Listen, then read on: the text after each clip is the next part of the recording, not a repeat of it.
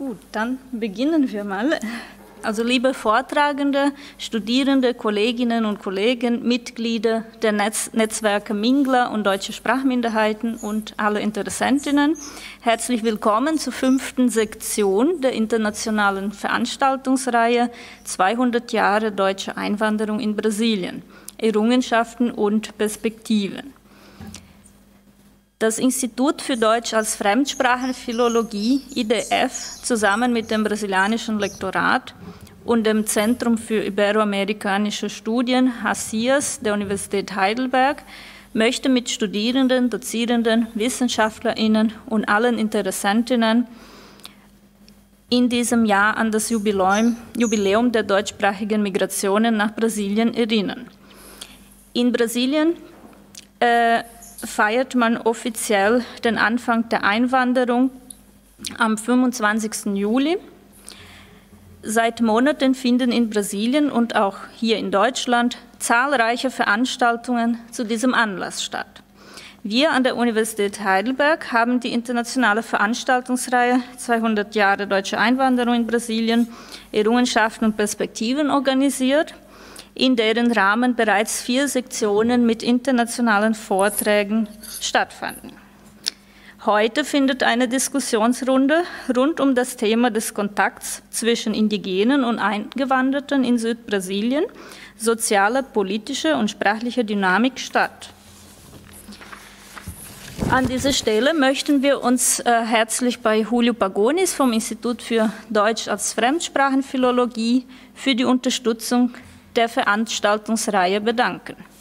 Wir bedanken uns ebenso recht herzlich bei Kerstin Koch, die Koordinatorin der portugiesischen Abteilung vom Institut für Übersetzen und Dolmetschen, für die organisatorische Hilfe. Auch vielen Dank an alle, die bei der Technik und Verbreitung dieser Sektion uns unterstützen bzw. unterstützt haben. Nicht zuletzt ist es uns eine Ehre, dass dieser Vortrag online mit Simultanverdolmetschung ins Deutsche übertragen wird. Daher auch einen ganz herzlichen Dank an den Dolmetscherinnen und Dolmetscher. Bisher haben sich unsere Vorträge sowohl mit dem Thema Deutsch als Fremdsprache, Zweitsprache und auch Minderheitensprache in Brasilien, als auch in Diskurse in der deutschsprachigen Presse im Zeitraum vom 19. und 20. Jahrhundert in Brasilien auseinandergesetzt. Heute wollen wir diese Diskussion noch erweitern, indem wir uns mit der Geschichte, die selten erzählt wird, beschäftigen, nämlich den Kontakt zwischen den Einwanderern und den Indigenen in Südbrasilien. Es geht auch darum, die Stimme der indigenen Gemeinschaften zu hören und ihre Erfahrungen und Widerstände sichtbar zu machen, um ein tieferes Verständnis für die langfristigen Folgen der kolonialen Begegnungen in Brasilien zu schaffen.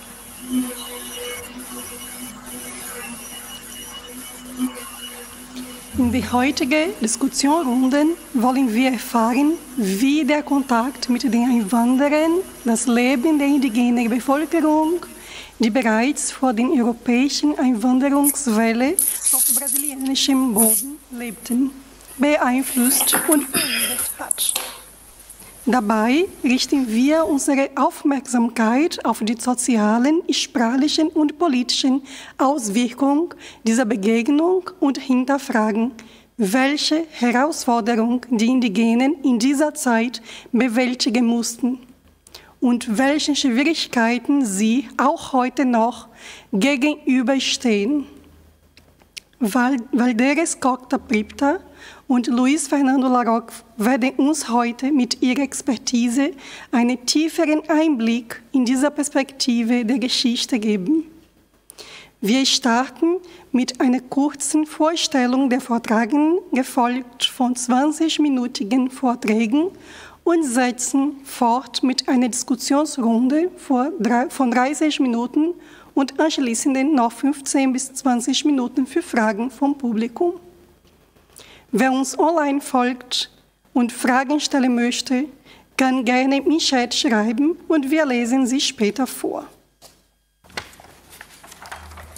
So, jetzt unsere erste Referentin, Valdez Costa Pripta, indigene Laclonan Choclen, ist Dozent an der Bundesuniversität Santa Catarina in Florianópolis, hat einen Abschluss in portugiesischer und spanischer Literatur von der Uni-Aselvi-Universität in Dayal, Santa Catarina.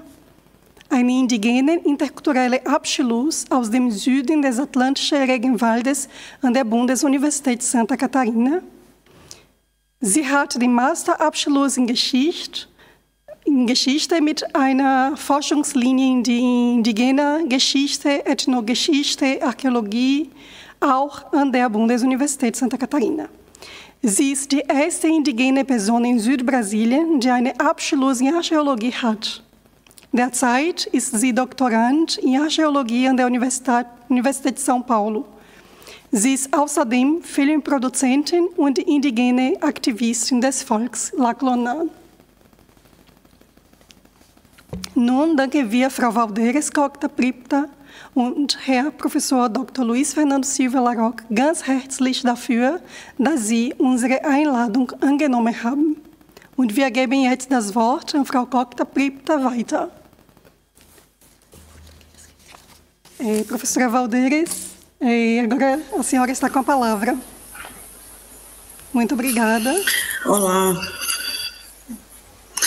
tudo bem? Então, boa tarde. Para mim é um grande prazer estar aqui. Gostaria muito de agradecer pelo convite, né? Que para mim sempre é uma honra contar e falar da história do meu povo. Que eu sempre falo, né? Eu faço parte desse povo, então hoje a minha função e o que os anciões nos pediram é que eu transmitisse a nossa história conforme ela é, né? Conforme o nosso povo viveu, conforme o nosso povo sentiu na pele. Então, para mim é uma oportunidade única estar aqui e poder estar compartilhando com vocês um pouco da história do meu povo. Eu trouxe aqui um slide, vou abrir ele, e a gente vai falar aqui.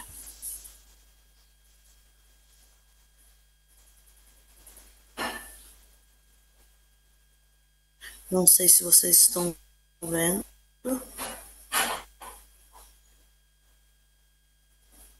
Sim, está aparecendo a apresentação. Bom, é isso, então tá. Bom, primeiramente, né, Alimaquemo, Caqué, essa é uma saudação na minha língua, na língua Laclanochoclé, que é como você está, meu amigo, né, espero que você esteja muito bem nesse momento. Como foi apresentado, eu sou professora substituta na Universidade Federal de Santa Catarina, também sou doutoranda em arqueologia na USP e trabalhei por 12 anos dentro da escola indígena na aldeia, né, na aldeia Bugio, na terra indígena Laclanô, do Vale do Itajaí. Bom, o contato na perspectiva indígena, o território, memória e história do povo Laclanô no Alto e Médio Vale do Itajaí, Santa Catarina, e seus desafios, né? Os desafios são grandes, então vamos falar um pouquinho sobre eles aí. Bom, o povo Laclanô, desde muito antes do contato, um ato conhecido pela literatura como pacificação, né? Mas essa palavra pacificação, ela tem um significado muito, na verdade, um significado muito grande, né? E para nós, povo indígena, principalmente para o povo do Laclanô, não foi nada pacífico esse momento, não foi nada bom para a gente. Foi um momento muito, muito difícil para o povo Laclanô, né? Então, antes desse período de contato, que houve duas tentativas, na verdade, de contato, que eles trazem como um contato pacífico, para nós não foi nada bom. Antes desses dois contatos, o primeiro foi em 1912 e depois 1914, que foi o que foi bem sucedido, né? Mas antes desse período, o povo Laclanô, eles viviam num território muito grande, né, que saía desde o litoral de São Paulo, pegava Paraná, Santa Catarina e até o norte do Rio Grande do Sul. Então, eles tinham um território muito grande que não tinha linhas, não tinha delimitação, divisa. O território deles era um território muito vasto. A história sempre traz o povo Laclanô como um povo nômade, ou um povo seminômade. E eu tenho contrariado um pouco essa ideia, né? Porque o povo Laclanô, ele não era nômade e nem seminômade. Porque o nômade, ele sai sem direção. Ele, aonde anoitecer, ele vai dormir, o que ele tiver na mão, ele vai comer. O povo Laclanô, não. Eles tinham um destino certo. Eles caminhavam, e o grupo era subdivididos em grupos. E esses grupos caminhavam por todos os territórios, e em determinado momento eles se encontravam. Então, nesse encontro, eles faziam os casamentos, os rituais, né, aí tu tem o ritual da inserção da criança dentro do meio social indígena. Tem a perfuração de lábios, onde o menino recebia o tembetar nos lábios, a menina tinha a marca na perna esquerda, né? Então, esses eram um dos rituais. Tinha o casamento, né, que também era muito importante. Se vocês observaram, no início ali tem umas marcas embaixo do meu PowerPoint, né? E aquelas ali são as marcas de família. Depois eu posso até voltar e a gente pode falar um pouco sobre elas. E o povo Laclanô, eles não podiam casar com a mesma marca. São marcas diferentes. Hoje nós temos os sobrenomes, mas lá no passado não tinham os sobrenomes. Eles se auto-reconheciam pelas marcas, né? Então, tudo isso era feito dentro de um território que eles caminhavam, que eles dominavam, né? Então, e quando vem o período onde vem a imigração, aí começa um pouco a dificuldade, porque a gente sabe que os imigrantes que vieram para essa região, principalmente aqui do Alto Vale e Médio Vale de Santa Catarina, eles vieram com um sonho de encontrar, né, um território livre, onde eles podiam recomeçar a sua vida. E o que o governo daqui do Brasil vendeu foi isso, né, um território livre, onde eles podiam recomeçar. Mas quando esses imigrantes chegaram aqui, não foi o que eles encontraram. Eles encontraram um ambiente, um território onde tinha, e eles começaram a chamar de selvagem, né? E esse povo começou, então, a lutar pelo próprio território. Porque eu sempre faço um exemplo. Por exemplo, se você tem a sua casa, né, você tem o seu pátio, né, onde você tem sua horta, onde você tem o lugar onde está o teu cachorro, né?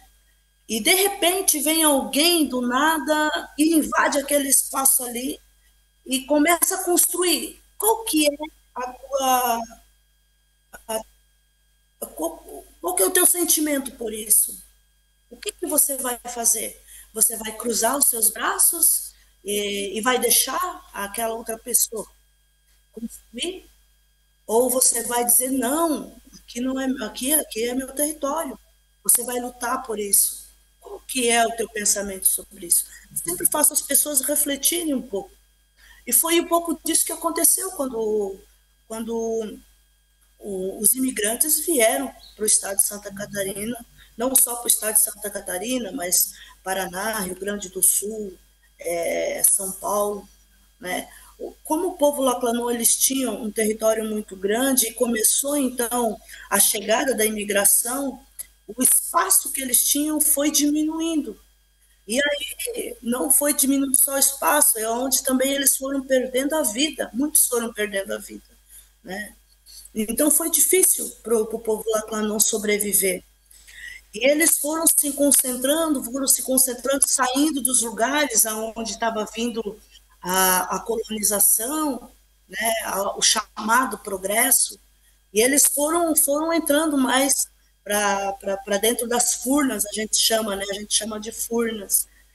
E nesse momento, então, é quando começa aí a colonização subindo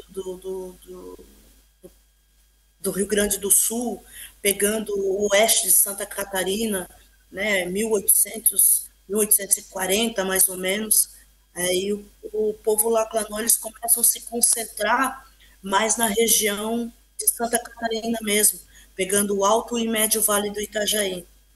E aí a colonização vem mais grande ainda, né? E aí o povo vai diminuindo o espaço do povo e vai estrangulando, aonde então chega um momento em que o povo Laclanô, e hoje a gente conta essa história para os nossos alunos, para os nossos filhos, e a gente fala assim que é graças a dois jovens chamados, um é Covi e o outro é Vanblé. Foram eles dois jovens de aproximadamente 18, 20 anos, que falaram assim para o Cuyã, muitos conhecem como pajé, né? Pajé, para nós é Cuyã, né? Aquele que detém o conhecimento espiritual, natural, sobrenatural. E esse Cuyã, juntamente com esses três jovens, foram que sentaram com o povo Laclanô lá no mato e falaram assim: nós vamos ter que se entregar para esse grupo, né? Na nossa língua, seria os não indígenas, né? Nós vamos ter que se entregar para eles, porque muitos dos nossos já morreram. E eles olharam para o povo, só tinha mulheres e crianças, né? E então, assim, a tragédia foi muito grande, mesmo, a luta foi grande para manter o território, mas não foi possível. E quando eles decidem, então, juntamente com o povo, se entregar para a chamada pacificação, né, para esse período de contato, eles dizem assim: nós queremos livrar o nosso povo porque nós queremos ainda futuramente ter uma geração, nós queremos que alguém conte a nossa história. Então é nesse momento que começa a conversa com o Eduardo, com um grupo de caingangue trazido pelo Eduardo, lá do Paraná, né? São um pai e 5 filhos. Eles vieram para cá por causa que a língua Laclanô e a língua caingangue, elas são línguas irmãs. Então, dá para entender, é mais ou menos como se fosse o espanhol e português, né? Algumas palavras dá para entender. Então, nesse momento, quando os Laclanô Choclen, decidem se entregar para esse contato, eles chamam esses caingangue para conversar com eles. Esses caingangue se acampavam na beirada do rio, e eles estavam lá em cima da montanha, lá os Laclanô. E aí, de repente, eles gritam, Caquerrã! Né? Quando eles gritam assim, ele está falando, amigo, né? Amigo. E aí eles começam a falar no nosso idioma, né? E ele diz assim: olha, nós estamos com fome aqui no mato. Muitos dos nossos estão doentes, muitos morreram, e a gente tem muitas crianças órfãs aqui. E a gente precisa muito da ajuda de vocês, parentes. E os caingangue falaram para eles assim: não, a gente vai ajudar vocês, mas vocês precisam sair do mato. Nesse período, antes desse contato, havia vários lugares onde eles faziam pontos de atração. E esses pontos de atração é tipo onde você colocava alimentos, ferramentas, né? para que o povo viesse pegar. Então, eles atraíam o povo Laclanon dessa forma. E quando eles se encontram ali no Rio Platê, que era um dos pontos de atração, os Caingangue falam para eles, então desce amigos, venham aqui pegar essa comida, leve para o povo de vocês, leve essas ferramentas que vai ajudar, né? E eles começam a trocar ideias ali. Esse Caingangue, né? O nome do Caingangue era Caundui, né? Então, Caundui, o porquê que eles tinham que sair do mato, né? O que eles iriam aprender fora do mato. E nesse momento, então, o Eduardo ele não estava nesse local, quando então o Caundui pede para um dos capangas do Eduardo ir chamar ele, porque ele estava num dos lugares e ele estava na região de Benedito Novo, que como eles iam muitas vezes de canoa, né, ou às vezes a cavalo, demorava até um dia para chegar do outro lado. Então, o Eduardo ele demorou a chegar no local, né? O Eduardo é o rapaz que foi conhecido como pacificador do povo Laclanon. E quando ele chega, horas depois, um dia depois que ele chegou no local, aí ele chegou, tirou a roupa e disse, oh, amigos, né? Aquela coisa romântica que a história traz, né? Que o Eduardo se despiu e deu a mão pro Laclanon. Mas não foi bem assim que aconteceu. Quem fez o contato mesmo não foi o Eduardo, foi os Caingangues que fizeram ali contato junto com o povo Laclanon Choclen. E esse período de contato que era para ser um sonho, né, na verdade ele virou um pesadelo para o povo. Porque quando o povo sai do mato pensando assim que agora não vai mais ter matança, né, porque agora nós vamos ter um lugar fixo para morar. Aí entra outra coisa, entra onde o próprio Eduardo começa a matar o próprio povo, né, porque o povo Laclanon, ele é um povo que ele ele é bravo, ele não se humilhava, então ele era um povo muito difícil, assim, e o Eduardo ficava muito bravo com isso. Então, muitas vezes ele matava e dizia assim, eles voltaram para o mato, né? Voltaram para o mato porque são preguiçosos, mas, na verdade, muitos deles tinham morrido. Então, assim, quando saiu do mato, em 1914, saiu aproximadamente 5.000 indígenas. Isso em 1914. Quando chega 1920, sobrevivem somente 106 pessoas. Não é 106 famílias. Vocês imaginam quanto ainda morreram logo após esse contato? Então, para nós, assim, não foi um processo muito, muito fácil. Foi um processo muito difícil. Esse período, onde foi o período de colonização, o período de aldeamento, né, a perda do território, o povo Laclanon foi obrigado a falar uma língua que não era dele, né? O Laclanon foi obrigado a não fazer mais os rituais, porque eles eram proibidos. O Eduardo não permitia fazer os rituais, tanto os rituais mais simples, como a inserção da criança no seio do povo Laclanon, ele não permitia fazer. Os rituais de casamento, ele não permitia fazer.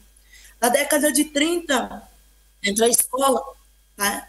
E a escola, ela vem e ajuda ainda a matar mais ainda, porque ela começa a ensinar a escrever o português. E aí ela fala assim, vocês não podem falar o Laclanon Choclen, vocês têm que falar o português, né? Tem que escrever o português. Então foi muito difícil. Muitas famílias que desobedeciam essa ordem e falavam, ensinavam as crianças, elas eram punidas. E essas punições, muitas vezes era ser amarrado num tronco, muitas vezes era ser amarrado com as mãos para trás, os pés, e colocado dentro do rio, até mais ou menos a água no queixo, né? Passava a noite ali, passava o dia, se a pessoa dormisse, ela morria, né? Então, isso ele usava assim para mostrar esses castigos que ele utilizava era para mostrar para os outros não fazerem, não desobedecerem ele. Foi muito difícil para o povo Laclanon.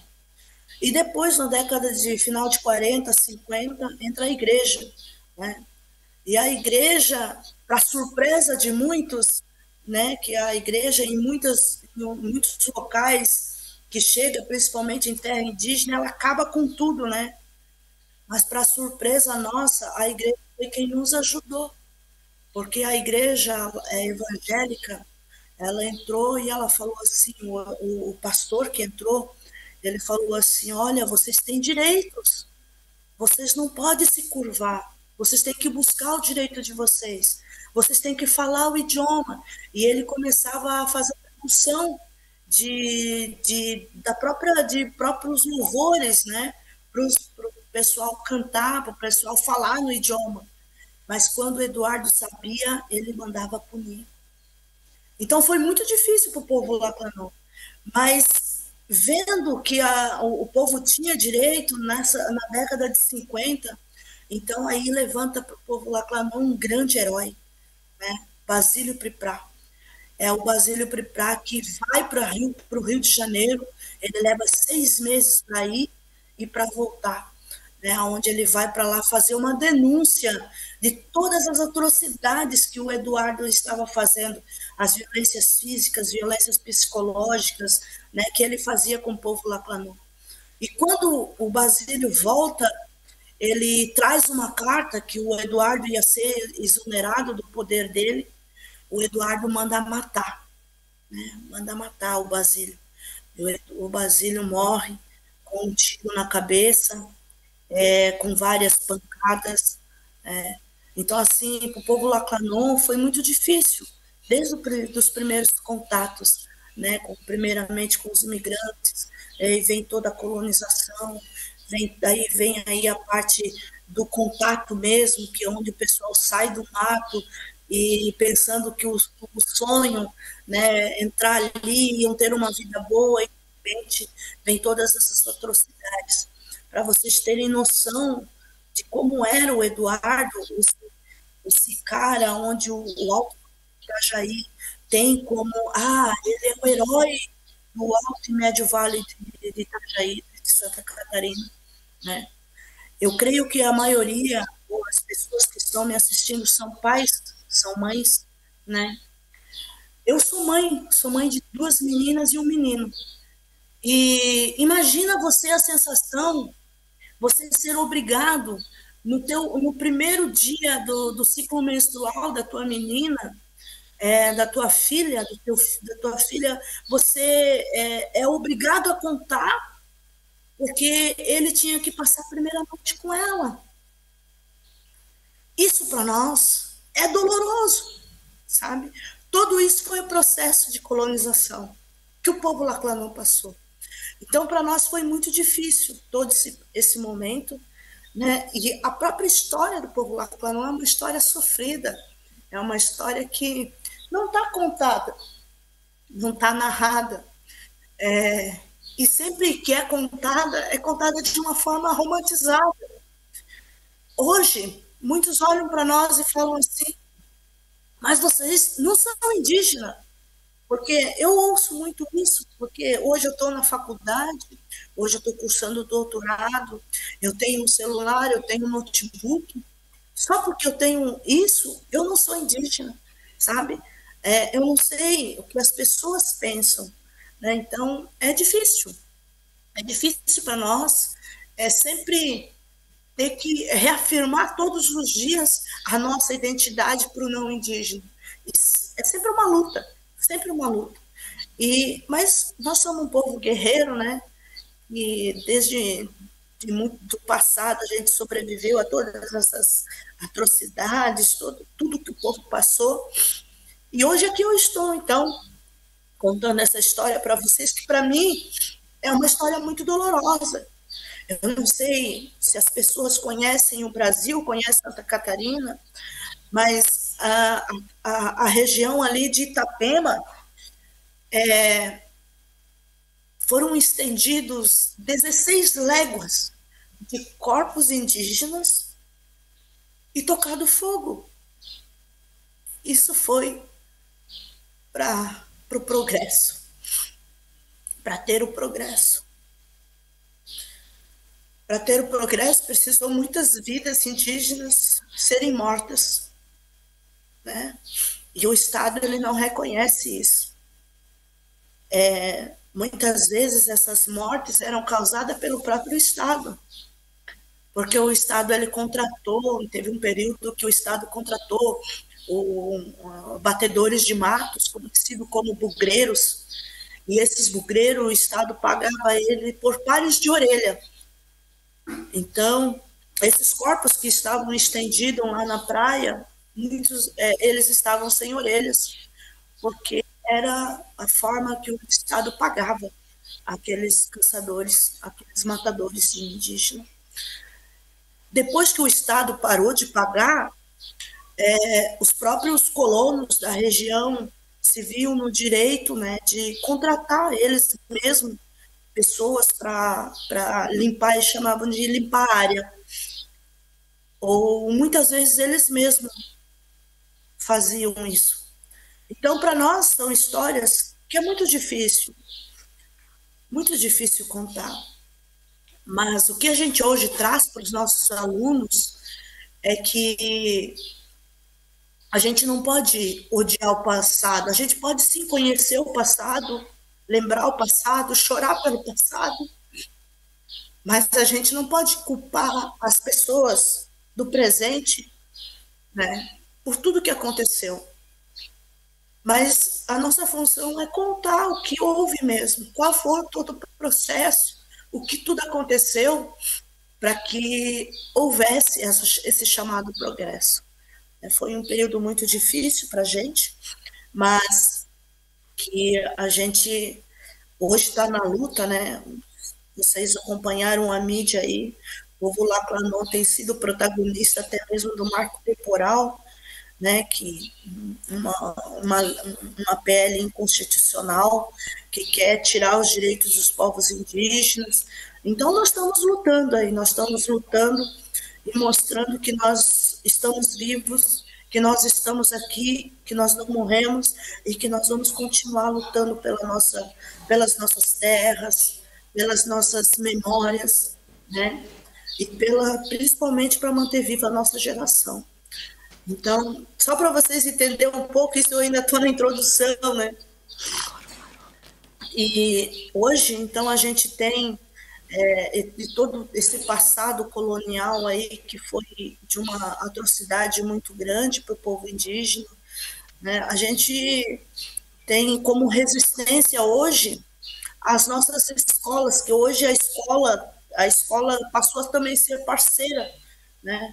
Porque hoje a escola é ela quem busca, é ela quem incentiva, né? É ela quem traz os anciões para dentro da escola e diz assim, não, vamos contar a nossa história, nós precisamos, e aí a partir disso, entre os acadêmicos, né, onde os acadêmicos também começam a escrever a nossa própria história.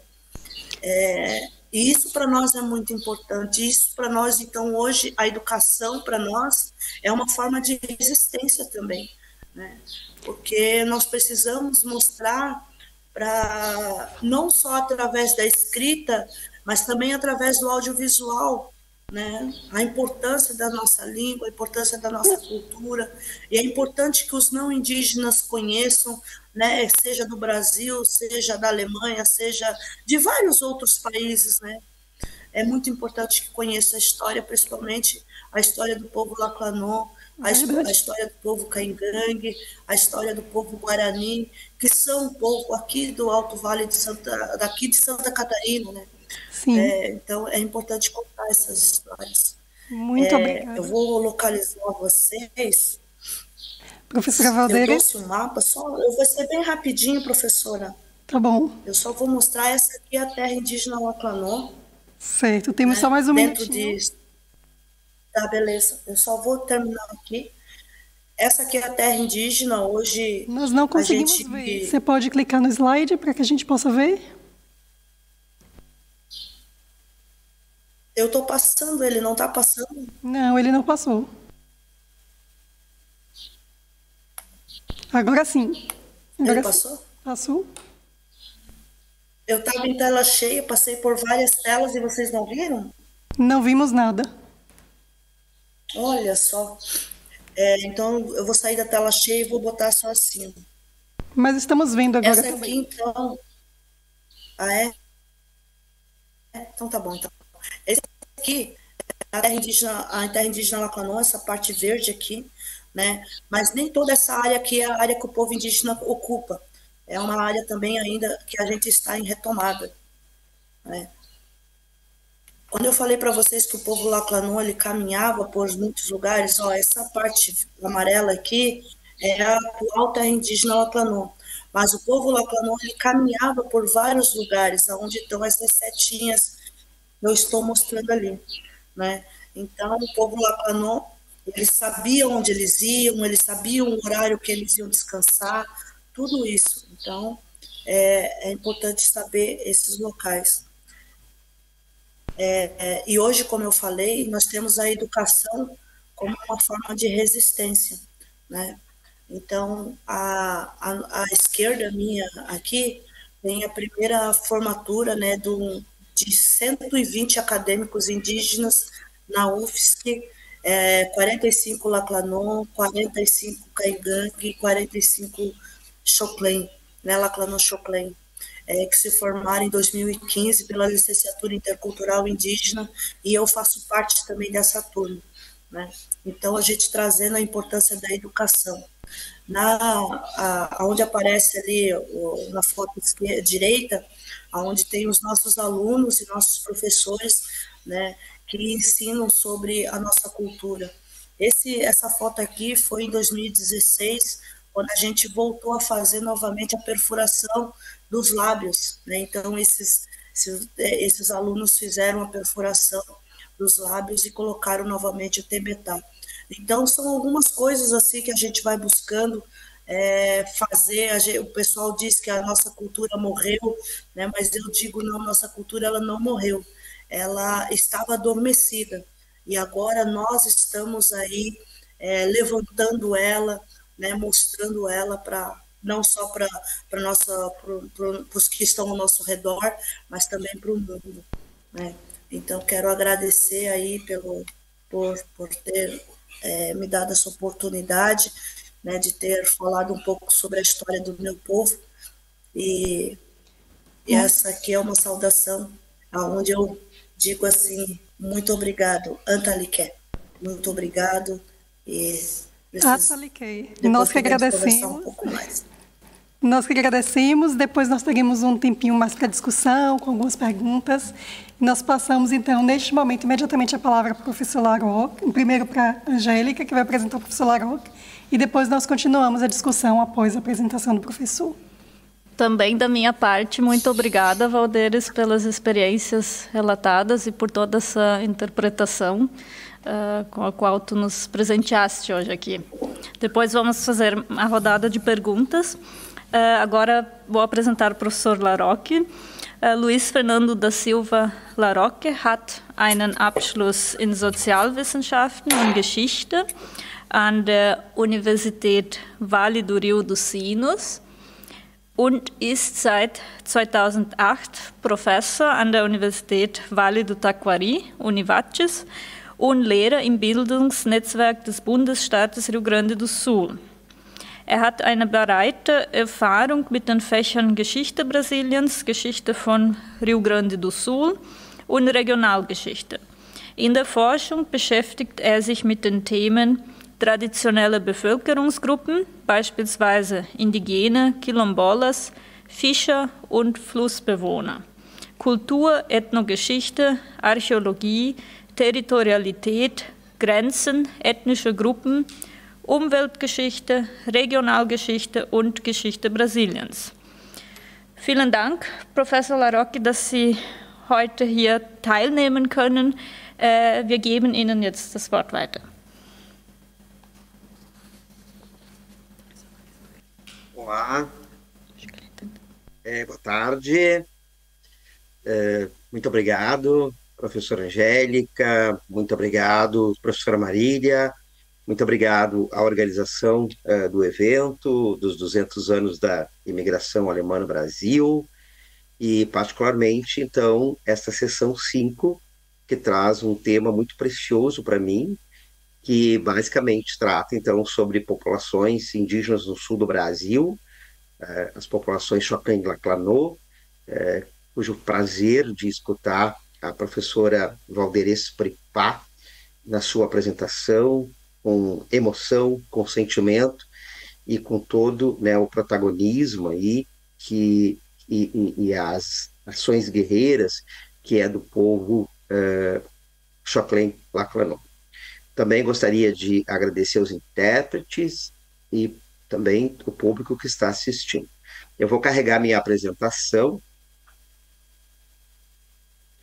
Bom, coloquei os dados, então, da apresentação, né? Meu tema de fala é contatos e contrastes entre os indígenas caingangues e imigrantes alemães em territórios da província de São Pedro do Rio Grande do Sul. Então, eu sou o prof. Luiz Fernando da Silva Laró, que já foi apresentado. Toda a minha formação é na área da história e trabalho com populações indígenas, e particularmente populações indígenas caingangue, há uns 30 anos aproximadamente. E quanto mais a gente pesquisa, quanto mais a gente dialoga com as populações e a gente escuta, exemplo do que aconteceu há pouco com a professora Valderez Pripá, a gente se dá conta que tem muito a aprender. Bem, eu falo, na realidade, a partir de um grupo de pesquisa, então vinculado à Universidade do Vale do Taquari, localizado no sul do Brasil, né, no Rio Grande do Sul, na região centro-oeste do estado, que é a região do Vale do Taquari, onde eu atuo como professor vinculado ao curso de graduação em História e também um programa de pós-graduação em Ambiente e Desenvolvimento, cuja perspectiva é transdisciplinar, multidisciplinar, e eu coordeno 2 projetos, né? Um projeto de pesquisa titulado Identidades Étnicas e Desdobramentos Socioambientais em Espaços de Bacias Hidrográficas, e um projeto de extensão História e Cultura Caingangue, que nós trabalhamos com as comunidades da região do Vale do Taquari em contextos urbanos. Na realidade, os resultados da minha fala são resultados de vários anos de pesquisa, envolvendo os alunos de graduação, de mestrado, de doutorado. Também contamos aí com o apoio financeiro de agências como o CNPq, a CAPES, a FAPERGS, bem como a Universidade do Vale do Taquari, Univates, que é onde eu estou vinculado. Trouxe aqui para a gente visualizar um pouco, né, onde fica, então, o Vale do Taquari. É um conjunto de 36 municípios. Os municípios da parte central são basicamente originários de imigração alemã, os da porção norte de imigração italiana e da porção sul de imigração açoriana no final do século XVIII. Podemos observar, então, o Rio Grande do Sul, onde que o Vale do Taquari se localiza, dentro do contexto do Brasil e dentro do contexto também, então, da América do Sul. Bom, fazer uma breve contextualização em relação a quem são os caingangue. Os caingangue, então, são povos pertencentes ao grupo linguístico Macru-G e à família dos Gs meridionais, que são parentes dos Choclen-Laclanô, que a professora Pripá pouco mencionava, e a partir do último censo que nós temos, o censo brasileiro, que foi realizado em 2022, e ele foi publicado o ano passado, 2023, é que totalizariam aproximadamente entre 38 a 40 mil pessoas. O tradicional território da população caingangue correspondia a áreas que hoje pertencem ao estado de São Paulo, Santa Catarina, Paraná, Rio Grande do Sul e também a região de Misiones, na Argentina.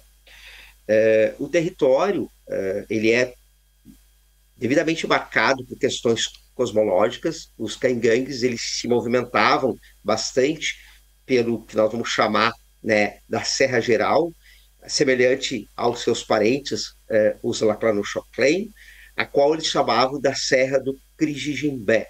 E todos esses deslocamentos eles estão diretamente vinculados ao seu mito de origem, onde teriam dois antepassados míticos, os Camé e os Carucré, teriam dado origem, então, ao povo, ao grupo étnico Caingangue.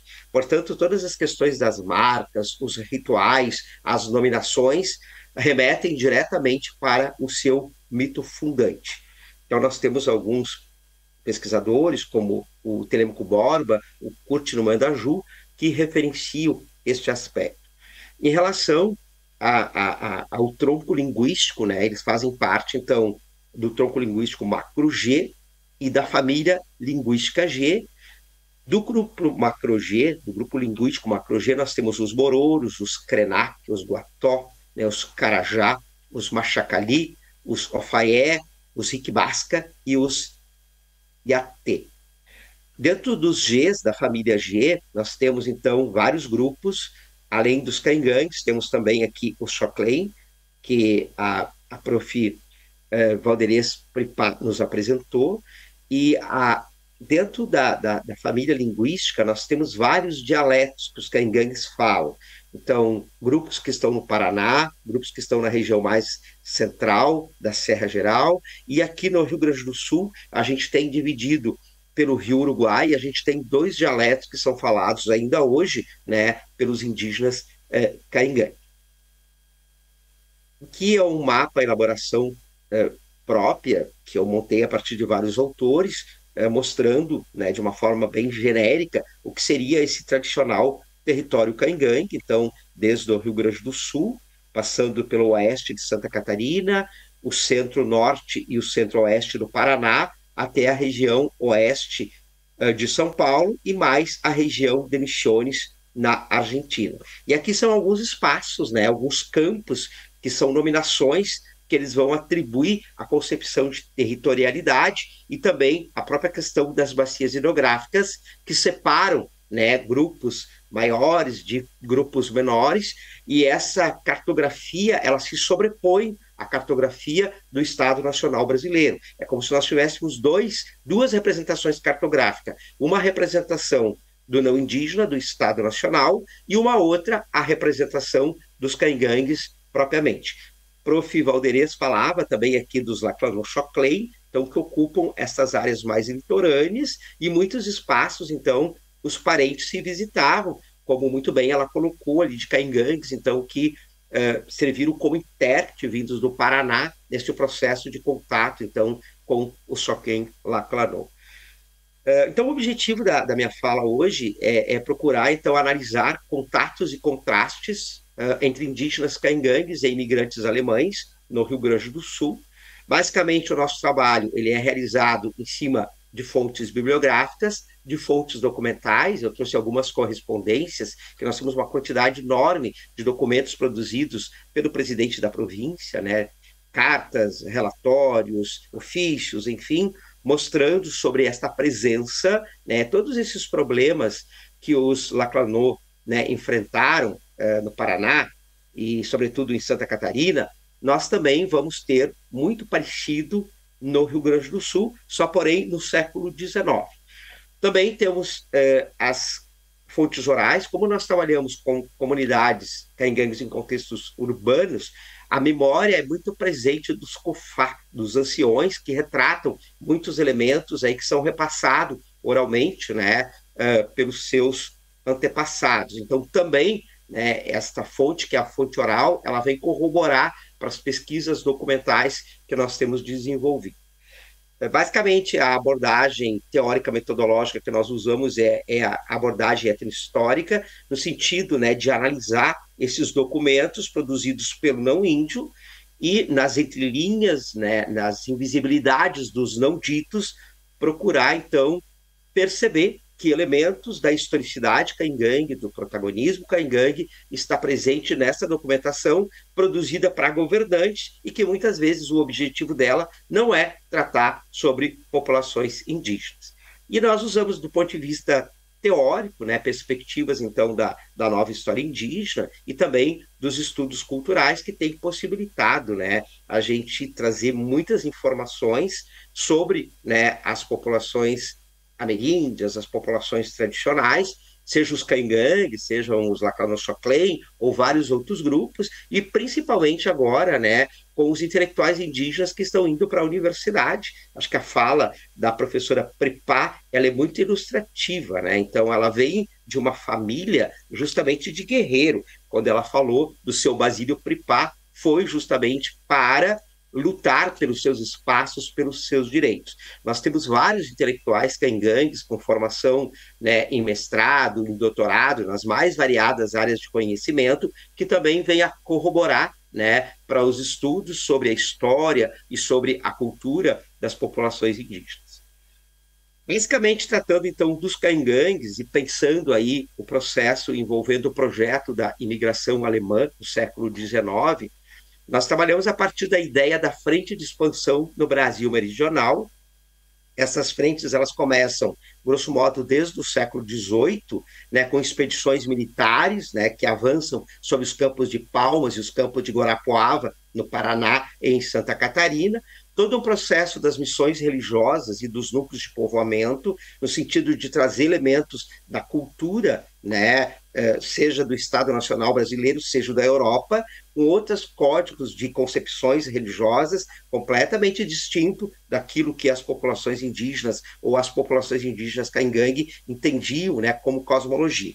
A questão da abertura de caminhos e de estrada, extremamente importante aí para o processo de colonização, e a ideia dos aldeamentos, né, ou os projetos de aldeamentos, que era justamente centralizar ou concentrar as populações indígenas caingangue em determinadas áreas, com vista a liberar o seu tradicional território para o projeto colonizador. Aqui eu trago um mapa que nada mais é do que a representação cartográfica do que eu havia falado, mostrando então a abertura de estradas, né? Quando nós pensamos o projeto então envolvendo a ocupação do sul do Brasil, a gente tem que olhar isso como um todo, não dá para a gente olhar só o Rio Grande do Sul, e quando nós olhamos as populações caingangue, a gente tem que pensar elas no tradicional território, até porque as movimentações para áreas do outro lado do Rio Uruguai, que hoje é Santa Catarina, ou, né, para outros lados do Rio Iguaçu ou do Paranapanema, isto é muito presente entre estes grupos que se deslocam por este espaço da Serra Geral. Então, aqui, pensando em Rio Grande do Sul, nós podemos observar as aberturas de estrada, o tradicional território caingangue, que eu mencionava para vocês no mapa anterior. Aqui nós temos as áreas dos aldeamentos, a exemplo de Guarita, de Nonoai e Pontão. A ideia é justamente liberar os tradicionais territórios para que os indígenas se estabelecessem nestas áreas, com vista a ficarem confinados nesses espaços, mas eles nunca vão fazer isso. E aqui nós temos as áreas, então, sobretudo, pretendida pela imigração alemã. Então, são dois projetos, né? De um lado, você tem o imigrante que vem para cá, com toda uma promessa de ferramentas, de terra, de sementes, e do outro lado nós temos um espaço literalmente ocupado pelos indígenas caingangue. Então, as relações vão ser muito de contrastes, porque são dois projetos completamente distintos. Então, as relações são muito mais de desencontros do que de encontros propriamente dito. Então, o tradicional território caingangue, eles se organizavam, né, em aldeias maiores, que eram chamadas de emã, e aldeias menores, que eram abrigos provisórios, que eram chamados de uaré. É interessante que essa nominação ela é muito operante ainda entre as populações caingangues em contextos urbanos, né? Primeiro os uarés, e aí depois a gente tem os emãs, que são as aldeias fixas, ou traduzindo para uma linguagem do Estado Nacional, seria as ditas terras indígenas. Na literatura, os caingangues aparecem também com o nome de Ibiraiaras, de Guananazes, de Caguás, Coroados, Bugres, entre vários outros.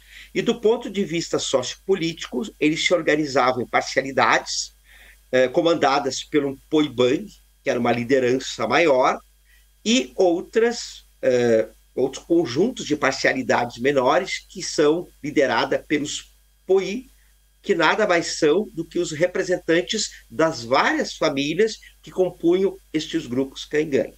Então, na realidade, o poder ele se dava não de cima para baixo, e sim de baixo para cima.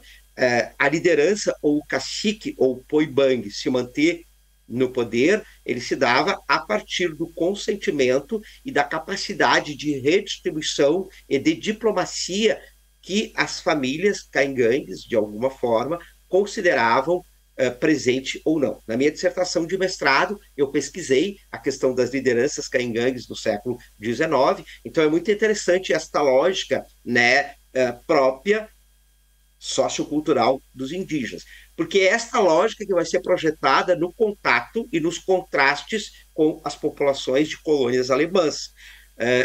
Os caingangues, eles são faccionalistas, os Gs, eles são faccionalistas. Então, os conflitos entre as metades, eles são muito presentes. Portanto, as relações de aliança ou de guerra também. Então, a relação com o colonizador, muitas vezes, ela é projetada por uma própria lógica indígena, e não o contrário. Não que eles estavam aderindo ao processo colonizador. Então, pensar estas lógicas, estas historicidades culturais caingangue, no meu ponto de vista, são muito significativas e é um avanço, né, para a gente romper com essa ideia do indígena culturado, do indígena que era passivo a todo esse processo colonizador. Não, pelo contrário, ele foi extremamente protagonista e foi extremamente ativo. Aqui nós temos uma cartografia do Rio Grande do Sul, é uma cartografia, então, produzida em 1751, ou seja, meados do século XVIII, que ilustra, para quem quiser ver, né, todos esses tradicionais territórios indígenas caingangue. Então, aqui, as nominações que eu apresentei previamente, elas podem aparecer. Então, são documentos que comprovam essa presença caingangue aqui.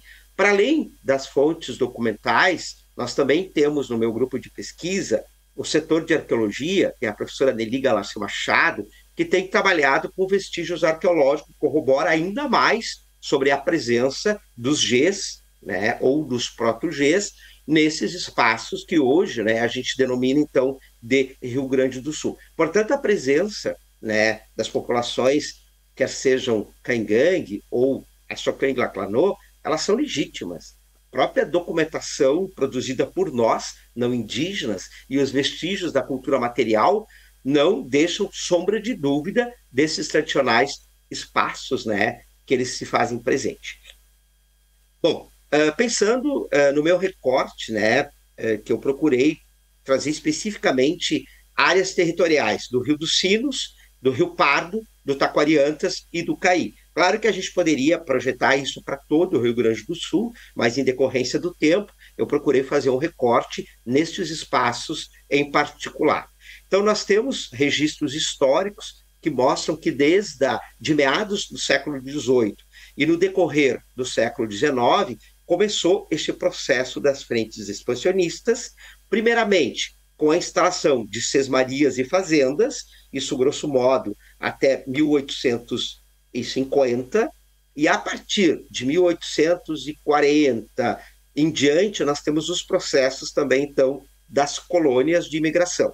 Esses processos, eles começam inicialmente, né, na região do Vale dos Sinos, a partir de 1820, e aí eles vão avançar, né, em direção a espaços como a Bacia do Rio Pardo, a Bacia do Caí e a Bacia do Taquariantas. Então, esse processo ele não é sempre no mesmo momento. Então, no decorrer de 40, 50 anos, esses processos vão se estabelecer. Aqui eu trouxe uma cartografia do Roche, né, que mostra, então, as colônias, né, as colônias oficiais e as colônias particulares. Então, começando, por exemplo, por São Leopoldo, não sei se vocês conseguem visualizar o meu cursor, Nova Petrópolis, Santo Ângelo, temos aqui Santa Cruz, Monte Alverne, e aqui nós temos, então, o Rio dos Sinos, o Rio Caí, o Rio Taquariantas e o Rio Pardo, que foi basicamente o recorte que eu procurei trazer, então, para a gente dialogar a respeito. Bem, nesses espaços começam os processos de contrastes entre os fazendeiros, no primeiro momento, e no segundo momento, com os imigrantes alemães. Então, aqui nós temos, por exemplo, na bacia do Taquariantas, né, dois registros de contrastes de conflito, que era a Fazenda da Estrela, que depois vai se transformar na Colônia de Estrela, do Vitorino José Ribeiro, e aqui na colônia, na região de Conventos, né, que é a Fazenda de Francisco Silvestre Ribeiro. Isto na bacia do Rio Taquari.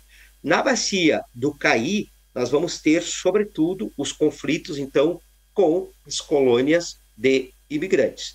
Como eu havia colocado para vocês, esse é um tradicional território caingangue, e conforme, né, a gente vai tendo o estabelecimento das colônias, e eu trago duas colônias para a gente pensar um pouco, que é a colônia Feliz e a colônia Santa Maria da Soledade. Então, aqui embaixo nós podemos observar alguns destes conflitos. Por exemplo, na colônia Feliz, nós tivemos na terra de Jacobon, ou na colônia de Jacobon, entre 1842 e 1847, conflitos envolvendo imigrantes alemães e indígenas caingangue, terras de Roberto Kunzel, entre 1858 e 1859, e terras de Nicolau Hempel, em 1858. Então, a partir da década de 40, né, do século XIX, esses conflitos tendem a cada vez se tornar mais frequente. Na colônia Santa Maria da Soledade, nós temos, então, terras da Madame van Langendorf e também as terras de Lambert Versteg, né, da Madame Langendorf, 1857, 1858, e na do Lambert Versteg, em 1868. Então, pessoal, assim, nós temos cartas, nós temos registros, né, nós temos relatórios para o presidente da província que ilustram estes vários conflitos entre os indígenas caingangue e os imigrantes. Aqui nós temos uma outra cartografia produzida pelo Jefferson Schaefer, que também é do meu grupo de pesquisa, mostrando, então, né, vários desses espaços de conflitos e muitas vezes de aliança. Isto é, no primeiro momento, a gente percebe uma lógica indígena da questão da guerra. Como eles acabam nem sempre conseguindo atingir o seu objetivo, se parte depois para o processo de aliança, muitas vezes, então, negociando peles, negociando tipos de ervas com os colonos. Bem, como se deu, então, esta lógica, que eu acho que esse é o ponto alto da gente não só trazer o dado, mas como é que a gente problematiza essas informações? Porque muitas vezes esses materiais eles estão separados na historiografia. Você tem os registros sobre os indígenas caingangue de um lado e os registros sobre o projeto da colonização alemã de outro. Aqui também é importante trazer para a gente refletir que quando a gente fala em projeto da imigração alemã, não são só alemães que nós temos. Nós temos holandeses, nós temos prussianos, até porque quando os imigrantes chegam aqui, o Estado Nacional alemão ainda não tinha se constituído enquanto Estado Nacional. Então tem vários dialetos, tem várias também identidades, né, que estão se constituindo, e que, claro, a gente trabalha dentro da imigração alemã, e eu acho que é importante olhar esses 200 anos, mas também a gente olhar um pouco essa diversidade étnica que representou, né, essas pessoas que vêm para cá. E esta construção aqui no sul do Brasil, na região dos Sírios, na região do Caí, na região do Taquariantas. Então, assim como a gente tem várias diversidades entre os grupos indígenas, é importante também a gente observar que dentro do grupo da imigração não é um grupo monolítico, quer seja da imigração alemã e também da imigração italiana, não é diferente. Então, assim, a partir das nossas pesquisas, o que nós podemos perceber, né? A gente consegue identificar nesses territórios da bacia do Taquariantas e do Caí, onde foram fundadas as colônias Feliz e Santa Maria da Soledade, no mínimo 3, né, lideranças, 3 poibães que vão circular. Um deles é o cacique Braga, outro é o cacique Doble, ou cacique Otoatê, e um terceiro seria o cacique Nicoê. Bom, esses 3 líderes, no primeiro momento, eles faziam parte de uma parcialidade da liderança Braga. Houve uma ruptura entre essas parcialidades e tanto o Doble como o Nicoé acabaram se tornando grandes lideranças também. E aí é interessante que o processo, né, as colônias, elas se atravessam dentro dessas lógicas indígenas e as relações, né, de aliança ou de conflito ou de contrastes com os imigrantes, com as colônias, elas têm que ser pensadas também dentro de uma lógica indígena, tendo em vista que eles são sujeitos, que eles são protagonistas e que eles também fazem história. Então, Professor, era muito comum. Professor, mais um minuto, vamos ter que ir finalizando. Perfeito. Então, dentro desta lógica das populações indígenas, né, adentrarem as áreas das colônias para se apropriar de milho, de mandioca, de feijão, de abóbora, de animais domésticos, era algo plenamente aceito. Entretanto, pela lógica do colonizador, do imigrante, não, né? Então, os indígenas estavam adentrando a um território particular, né, para se apropriar, então, destes produtos. Aqui eu trouxe uma cartografia mostrando as áreas, então, da liderança Braga, da liderança Doble e da liderança Nicoé, e basicamente as áreas coloniais que nós temos, pelo menos da Colônia Feliz e Santa Maria da Soledade, elas se enquadram dentro deste território das lógicas indígenas, das migrações, das movimentações, que eu não tenho muito como tratar aqui.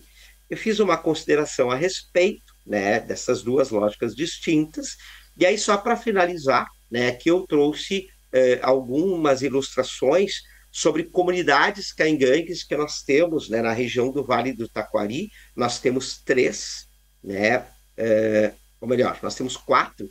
Aqui a gente pode observar, então, a bacia do Taquariantas. Nós temos uma comunidade em Lajeado, que é a comunidade Foxá, uma comunidade no município de Estrela, que é a comunidade Amatintoin, uma comunidade no município de Tabaí, que é a comunidade Pomag, e uma comunidade mais recente no município de Cruzeiro do Sul. Então é muito interessante este retorno dos grupos caingangues para o seu tradicional território, que é o que nós costumamos, né, chamar do ponto de vista teórico, cultural, de indígenas em contextos urbanos. Aqui, só para finalizar, eu trouxe 4 imagens sobre cada uma das comunidades. Esta é a comunidade Yamatintão, em Estrela. Yamatintão significa aldeia dos coqueiros, então mostrando lideranças, relações deles com a universidade, com o meu grupo de pesquisa. Aqui nós temos uma outra comunidade, que é a comunidade Foxá, em Lajeado, né? Foxá significa cedro, também mostrando, né, vários processos de contato, aqui eles na universidade, no setor de arqueologia, em cerimoniais, como a festa do Quiqui, grupos de dança, toda a questão do artesanato, do manejo, né, enfim. Uma terceira comunidade que é em Tabaí, é Camag, é a aldeia da Pedra Grande, vocês podem observar, então, a Pedra Grande ali. Aqui também o processo do meu grupo de pesquisa na comunidade, o trabalho do artesanato, etc. E, por último, então, a gente tem a comunidade de Cruzeiro do Sul, é uma comunidade mais nova, também Tamag, são coqueiros grandes. Observe que tem toda uma questão de manejo envolvendo a natureza, então também a Marcela, o artesanato, enfim. As referências que eu utilizei para a apresentação e, né, o meu muito obrigado aí por vocês, então, terem assistido, né, e a gente poder se fazer presente aí nessa apresentação. Muito obrigada, professor Larocque. À disposição. Muito obrigada pela palestra, muito interessante. Agora já vamos também dar início à rodada de perguntas. Nós duas temos algumas perguntas iniciais para fazer a ambos, mas também algumas perguntas individuais a vocês. E depois temos mais alguns minutos para perguntas do público ou também perguntas aqui pelo chat. Então, eu gostaria de começar com uma pergunta para ambos. No senso comum e também em algumas literaturas de áreas adjacentes, segue sendo reproduzida uma ideia de espaço vazio, preenchimento de vazios territoriais no século XIX no sul do Brasil. já temos evidências suficientes nas pesquisas arqueológicas, históricas, antropológicas, de que essa visão não se sustenta. De onde surgiu esse imaginário de espaço vazio nessas áreas onde hoje estão as colônias? E como podemos enfrentar esse imaginário? Quem sabe, professor Larocque, se quiser começar a comentar.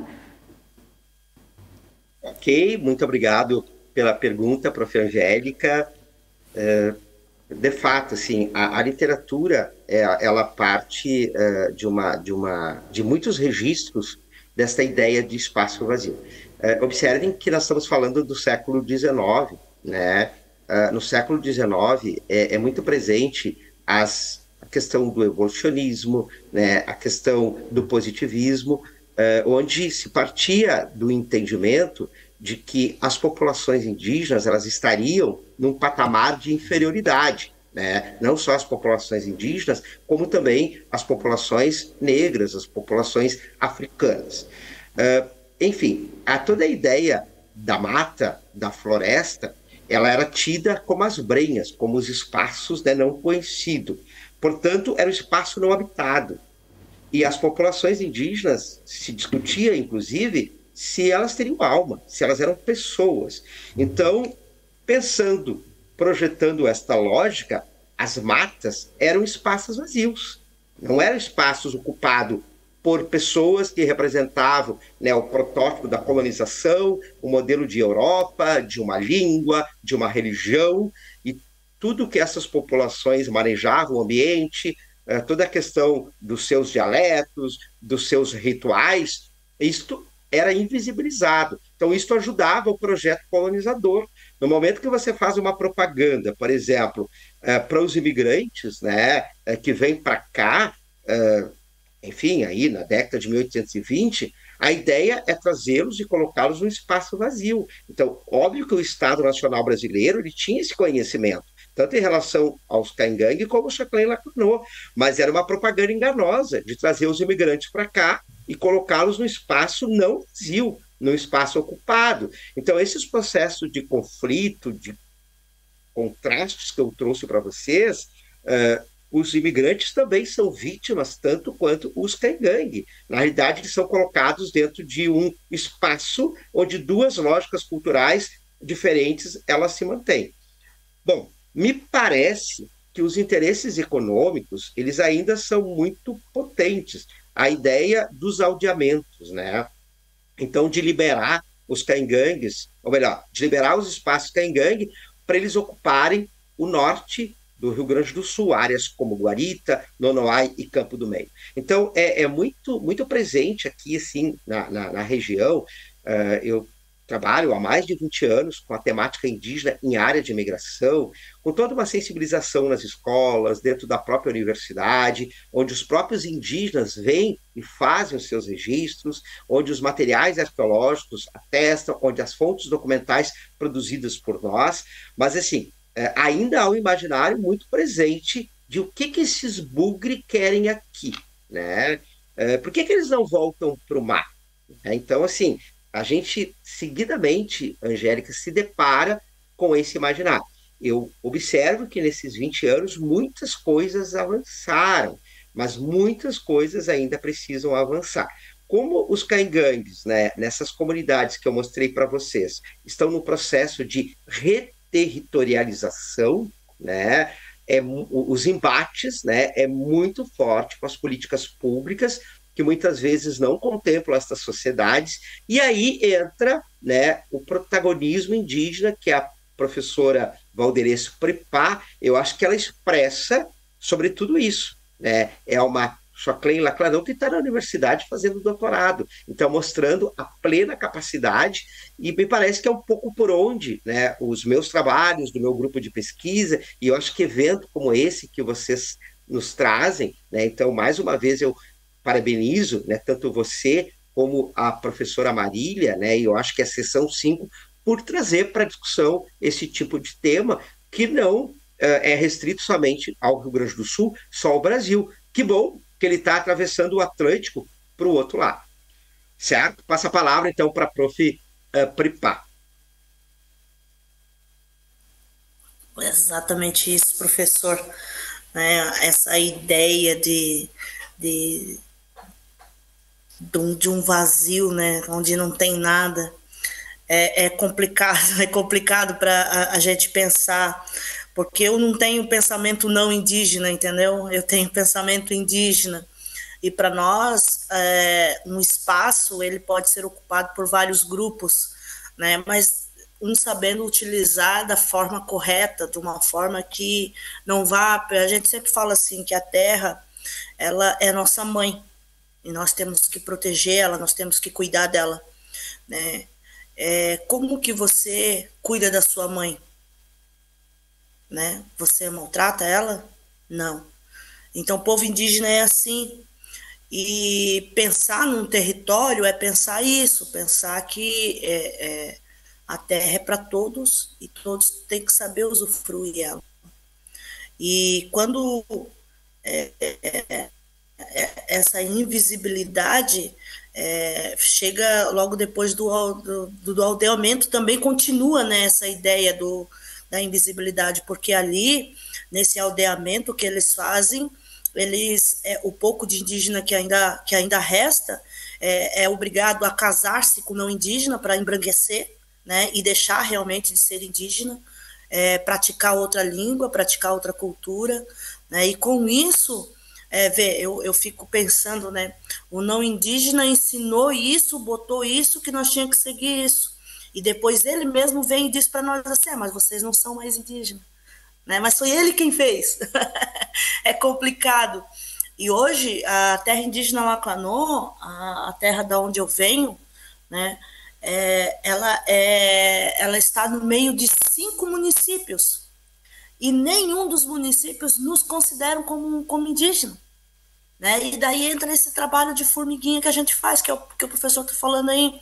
Né? Nós mesmos temos que ir lá nas escolas, nós temos que montar, a gente sempre faz uma dinâmica com os alunos, onde a gente faz apresentações teatrais, onde tem o momento dos rezos, os momentos dos rituais, né? E a gente leva isso para as escolas não indígenas, para mostrar para eles que não, nós estamos aqui, nós não morremos, nós não estamos lá no passado, né? Porque, aí entra a questão, né? Querem ser índio, vão voltar para o mato. Para qual mato?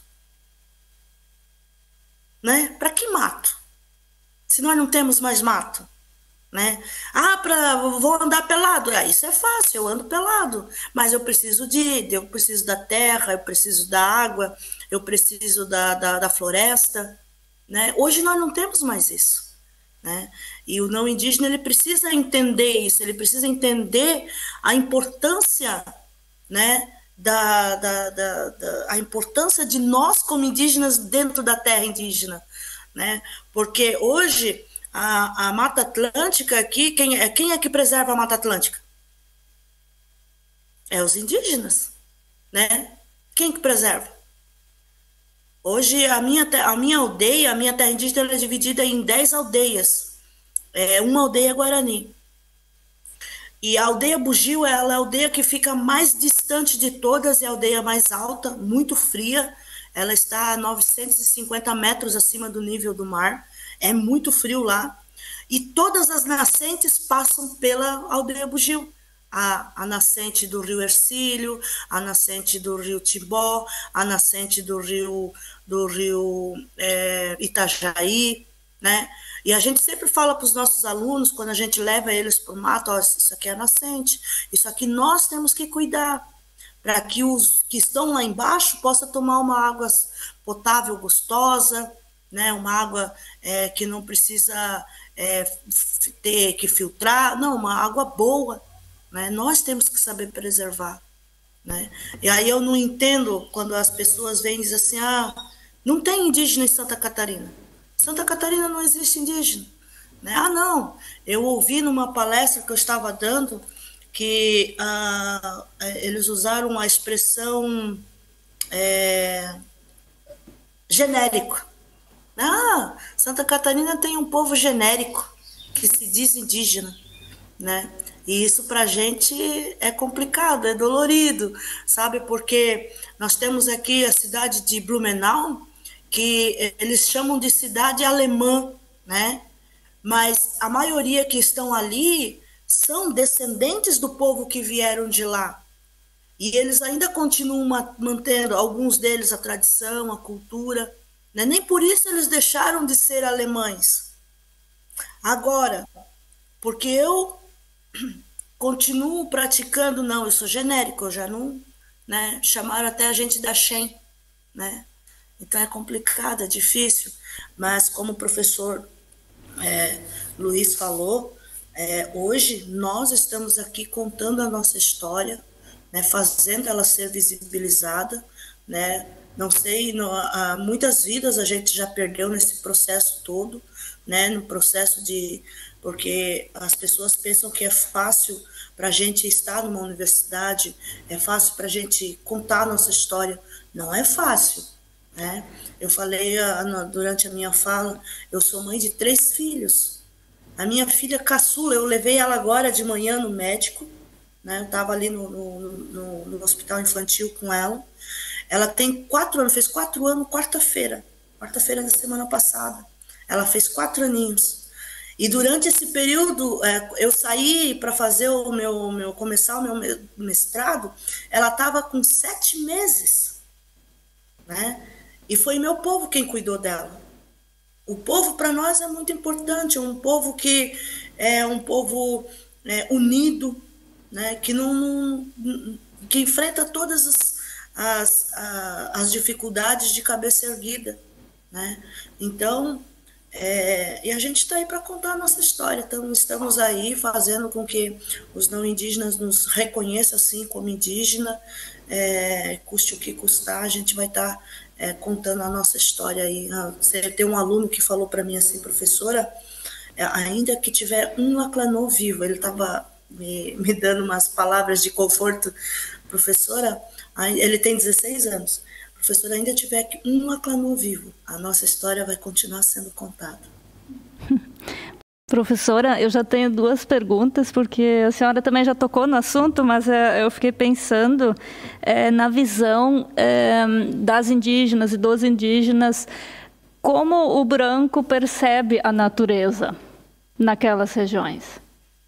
O que o indígena diz sobre a maneira como o branco lida e percebe a natureza? Essa é a primeira pergunta. E a segunda, já que a senhora também já comentou, existe alguma iniciativa por parte das comunidades europeias, ou especificamente alemãs ali, em dar visibilidade à cultura indígena, às línguas indígenas? Foi feito algum museu? São oferecidos cursos de línguas? Já se discutiu sobre essas possibilidades em algum momento? Isso também vale ao professor Laroque, em se tratando do contexto do Rio Grande do Sul. Então, a gente percebe assim que ao nosso entorno, quanto mais pedaço de terra que eles pedem é para fazer plantio, né? E nesses plantios eles usam muito agrotóxico, muito agrotóxico. Então nós temos, subindo para o lado de José Boatê, eles lidam muito com a cultura de fumo, né? Tabaco. Então, nossa, isso são muitos agrotóxicos que vão para o rio e eles não respeitam ali a medida, onde não pode... tem uma medida para ficar não pode chegar tão próximo do rio, e isso não é respeitado. Então, assim, o que a gente percebe é que o não indígena só quer lucro, ele quer a terra, os que estão ao nosso entorno, né? Eles querem a terra somente para poder cultivar e poder produzir riqueza para ele mesmo. Então, o pensamento capitalista é muito grande, né? Então, isso acaba prejudicando a natureza. E do outro lado, subindo de Dr. Pedrinho, eles trabalham muito com a cultura do arroz, né? Então, o plantio do arroz é muito grande ali. E também trabalham com muito agrotóxico. E isso acaba prejudicando. Hoje, a gente vê aí a mãe natureza reclamando, né? E ela está dando seus gritos aí, né? Tá sabe? Mas as pessoas não conseguem ouvir, as pessoas não conseguem entender, né, o que a Mãe Terra está falando. E isso é complicado, assim, muito difícil para a gente. A questão de, em nenhum momento, alguém ao nosso entorno falou, vocês querem uma ajuda, vocês querem, sabe? Não, nunca tivemos. No entanto, que o que a gente tem hoje dentro da terra indígena são tudo coisas que a gente mesmo busca, a gente mesmo briga, né? A gente agora aprendeu, né, que a gente pode entrar em editais para buscar, para fortalecer nossas línguas, nossa cultura, a nossa tradição. Então a gente está buscando esse mecanismo assim para poder tá trabalhando dentro da aldeia. E a terra indígena ela é muito precário de serviços, né, para o pessoal assim. Então hoje nós temos uma população de aproximadamente 2.800 pessoas, né? E essas pessoas muitas vezes saem até fora da terra indígena para trabalhar e voltam no final de semana para ficar na terra indígena com a família. Então é muito complicado, é muito difícil. E na aldeia onde eu resido, tem um centro cultural que foi assim, nós mesmos que organizamos junto com o Comim, que é uma organização luterana, né, que tem ajudado muito assim nas questões indígenas. Então, eles, através de projeto, a gente conseguiu montar uma trilha ecológica, né? E nessa trilha ecológica a gente conseguiu colocar um centro memorial, né? Onde nós temos materiais arqueológicos, nós temos banners, fotos que contam toda a história do povo Laclanon. É pequeno, mas as pessoas que chegam lá, eles podem visualizar um pouco mais da nossa história. E essa trilha, chama-se Trilha da Sapopema, ela tem assim, a gente tem tido a oportunidade de levar muitas pessoas para conhecer a nossa terra indígena, porque tem todo um roteiro, né? Então, eles vão visitar a trilha ecológica, eles têm um momento onde eles vão degustar a nossa alimentação tradicional, eles têm um momento onde eles vão beber a nossa bebida sagrada, né? E vão aprender um pouquinho mais sobre ela.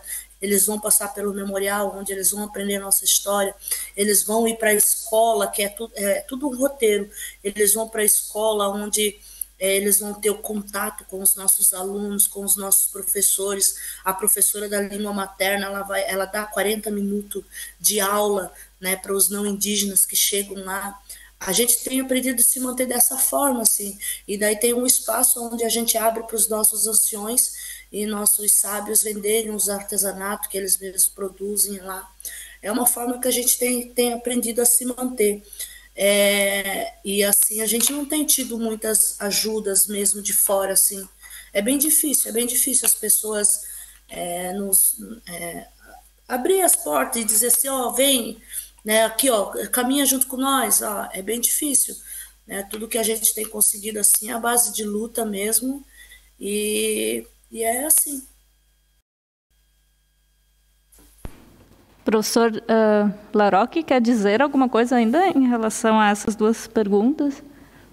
Posso complementar, sim, Angélica. Primeiro, sobre a relação da natureza, como é que eles percebem, né? Então, assim, é muito interessante, né? Eu me encanto cada vez que eu vou para as comunidades indígenas, assim como escutar a Prof. Valderez Pripá falando, né? Assim, eu sou meio rapidinho, né? Então a gente percebe até a própria fala, né? É um outro tom, é um outro tempo, né? É um outro aré, né? E a gente percebe, assim, que a relação eu vou falar dos caingangues em contextos urbanos aqui que eu trabalho, né? Porque a gente tem as aldeias grandes que estão no norte do estado, próximo ao Rio Uruguai, região de Lagoa Vermelha, Nonoai, Passo Fundo, Erechim, mas eu vou me ater a essas comunidades que são comunidades pequenas em contextos urbanos. Então, assim, por exemplo, o manejo do artesanato, né? Eles têm todo um cuidado, por exemplo, do cipó, como ir para a floresta, toda uma preocupação, né, desta questão do manejo sustentável, né, de não depredar o recurso, né? Então, essa relação cultural com a natureza, é uma relação... o Viveiro de Castro ele trabalha a ideia do perspectivismo, né? Porque essa ideia do humano e do não humano, ela é muito da sociedade ocidental. Então, eu percebo que os arquétipos, né, da relação dos cangueiros com a natureza é completamente diferente da nossa, né? Então, assim, são pequenas coisas, né? A gente tem todo um trabalho aqui, né, também de trazer um pouco o programa que eu atuo como pesquisador, é um programa que tem trabalhado as questões ambientais, né? E as sabedorias indígenas é coisa que nos impressiona, né? Assim, a própria Amazônia, né? Os indígenas manejaram a Amazônia por milênios. Impactaram, claro que impactaram. Não existe espécie humana que não impacta na natureza. Mas a pedagogia do cuidado é completamente diferente. Então, assim, eu trouxe o exemplo do artesanato, né? Toda uma questão também, os nomes que eu acabei falando para vocês, Yama Tintoin é o dia dos coqueiros, né? Foxá é cedro, Tobã é a aldeia da Pedra Grande. Então, tu percebe esta presença não só na fala, não só da linguística, já que a gente também está com um evento que discute a questão linguística, né, Angélica? Mas a gente percebe justamente como é que isso perpassa o jeito de ser. Bom, sobre a outra questão, iniciativas por partes, então, assim, de comunidades europeias, né, ou mesmo brasileira, para dar essa visibilidade. Assim, por parte de comunidades europeias, as que eu tenho experiência. Nós temos o COMIN, né, eu acho que a Prof. Pripat trouxe o Conselho de Missões entre Índios, ligado, então, à Igreja Luterana. Eu sei que eles têm toda uma aproximação com a Alemanha, né, de verbas, de financiamentos. Então, é uma instituição que tem todo um cuidado, né? A ideia de missão é uma ideia de missão de respeitar o jeito de ser dessas comunidades fazer. Não é uma ideia de missão de levar, né, uma divindade A, B ou C. Bom, fora isso, o que nós temos, assim? A gente tem poucas iniciativas, né? A gente tem, por exemplo, no Rio Grande do Sul, nós temos a Emater, que tem algumas iniciativas de mudas, né, para as populações indígenas. A gente tem a Secretaria da Cultura do Estado do Rio Grande do Sul, que emite editais, até tem uma orientanda de mestrado que está fazendo a pesquisa, ela é do direito, ela está fazendo a pesquisa de que editais que contemplam as demandas indígenas. É o edital produzido para indígena ou é um edital produzido para não indígena? Porque a gente sabe que os nossos editais são muito burocráticos, né? A prestação de conta é por mão. Então, será que realmente esses editais contemplam as populações indígenas? Mas são uma iniciativa que a gente percebe por aí, né? Também as próprias universidades. Nós aqui na Univates, a gente tem o setor de arqueologia, tem o museu, né? Então, mostrando toda essa contribuição dessa ancestralidade indígena para a região. Não dá para a gente dizer que a história da região começou com a chegada dos colonizadores. Não, a gente tem materiais. Também tem toda uma discussão, nós somos uma universidade comunitária, né, de políticas étnico-raciais para contemplar vagas para populações indígenas e para populações quilombolas, populações negras. Também, assim, pensando em Rio Grande do Sul, né, a Universidade Federal do Rio Grande do Sul, a URGS, ela tem o NIT, que é um setor assim, que tem várias políticas no sentido de trazer essas questões indígenas, né, também deles irem para a universidade, produzirem os seus TCCs, produzirem as suas dissertações, as suas teses. A gente tem também a Universidade Federal de Pelotas, que também, né, o professor Rogério, que tem todo um trabalho muito interessante. A gente também tem a Universidade do Rio dos Sinos, a Unicinos, o professor Valmir. Então, assim, ainda são poucas coisas, né? Eu acho que a gente precisaria fazer muito mais. Isso depende também a nível de governo federal, né, quem está no poder, os ministérios que a gente tem, né, se de fato tem uma intenção de contemplar essas questões indígenas, as questões quilombola, as questões de sociedades tradicionais ou não. Então, é um pouco por aí. Eu vejo que nós temos algumas iniciativas, eu coordeno um projeto de extensão aqui na universidade, tanto que as imagens que eu coloquei para vocês é uma relação direta de reciprocidade, né? A gente trabalha do lado das comunidades Caingangue, tem todo o cuidado do colonialismo, por melhor que nós temos boas ideias, mas será que essas ideias é o que as comunidades querem? Então, eu e o meu grupo de pesquisa, né, os meus orientandos, os meus bolsistas, a gente se trabalha muito, né, no sentido assim de a gente estar do lado. Os Caingangues sempre foram sujeitos das suas ações. Então é um pouco do que a gente faz, mas eu percebo que há muitas coisas para serem feitas ainda. Muitas coisas para serem feitas. Muito obrigada, professora Valdeiras, pela sua contribuição, professor Laroque também.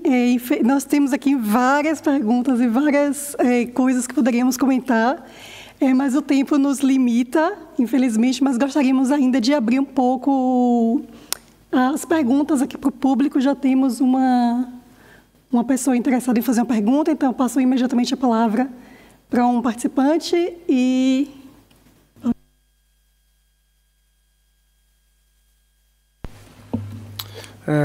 Boa tarde, professora Valdeiras. Boa tarde, professor Luiz Fernando.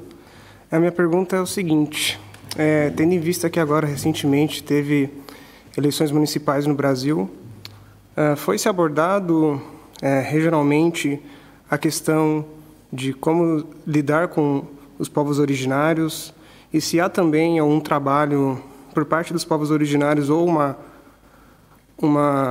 aliança ou uma coligação para poder disputar o espaço político para poder conseguir fazer com que seus projetos de luta territorial e de luta pelo reconhecimento cultural sejam reconhecidos?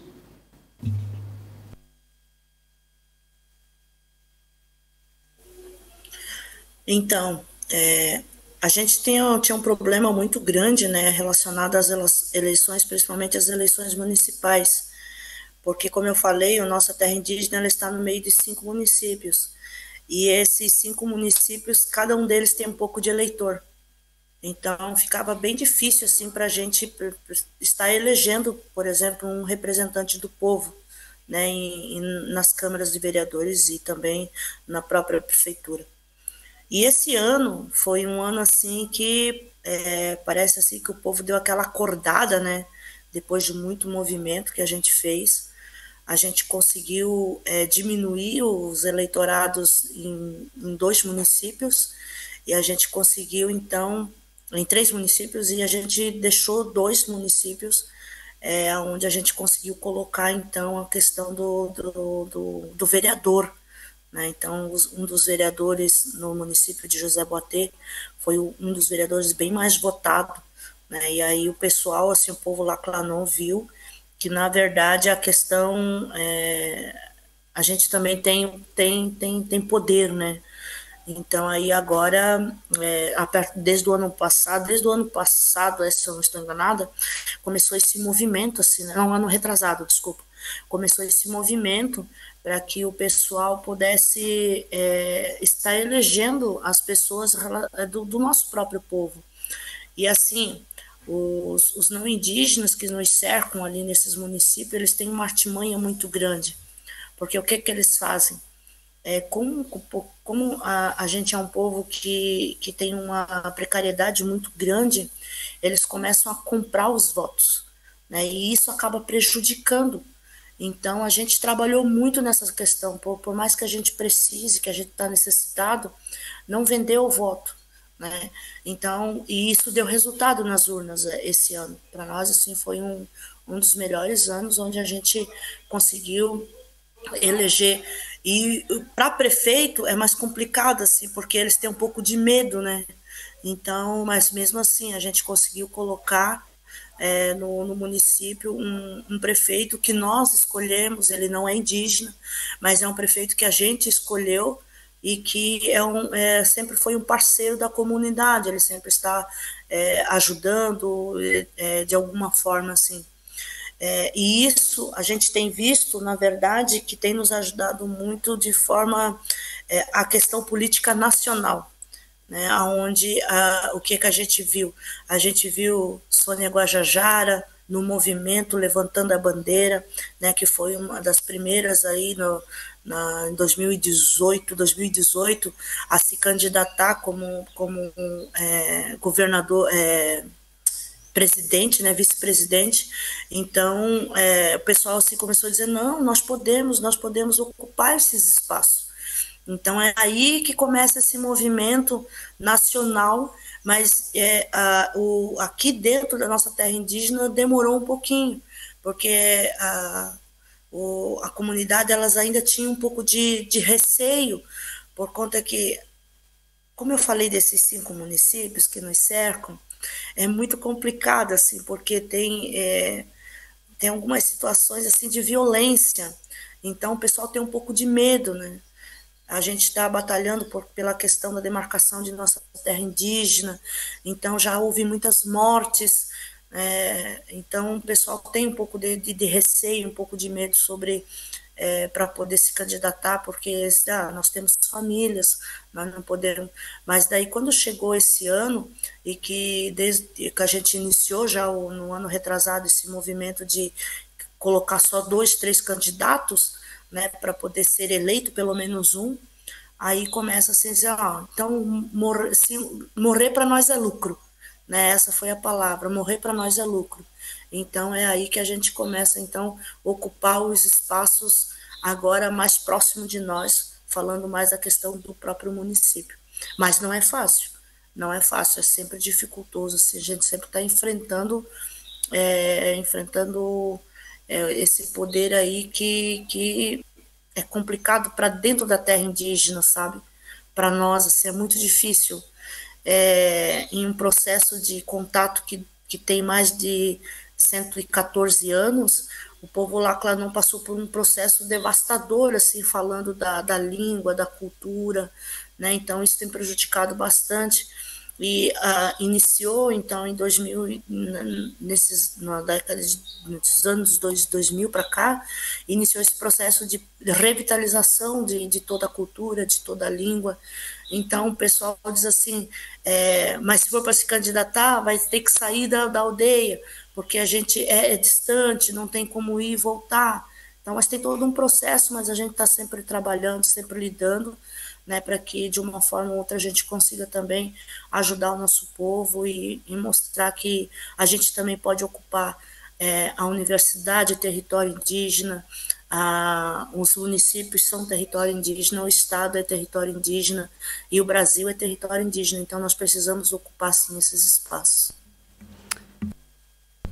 Muito obrigada, professora Valdeiras, pela sua resposta, pelo seu comentário, né, pela explicação. Professor Laroque, infelizmente, nós estamos com o tempo super apertado. Aqui na sala, às 20 horas, tudo desliga. E nós temos só 6 minutos, então eu posso dar 1 minuto para o senhor fazer um comentário antes de que a gente possa encerrar, infelizmente, com dor no coração. Marília, muito obrigado. Eu penso que talvez eu possa fazer já meus comentários finais, né? Então, primeiramente, eu gostaria de agradecer profundamente, né? Eu acho que essa pauta, eu acho que essa tarde, né, de conversa com a professora Pripá, mas eu sei que tanto você como a Angélica, então, tiveram essa iniciativa de estar trazendo a temática para discussão. Parabéns, né? Eu acho que é um tema muito importante para a gente estar trazendo. E espero ter contribuído, né, com algumas questões daqui, público presente, e estou sempre à disposição, então, para poder estar, né, presente em eventos e a gente poder aprofundar outras várias questões. Só tenho, então, a parabenizar vocês todos, intérpretes, o público presente, e a iniciativa, então, aí dos 200 anos, né, da imigração alemã. Então, meus parabéns a todos e muito obrigado mais uma vez. Muito obrigada. Gostaria só de finalizar com o último comentário, dizendo que foi muito rica a apresentação de vocês dois, tanto da professora Valdeiras quanto do professor Laroque. Acho que contribuiu muito para o nosso entendimento um pouco desse contato com a colonização.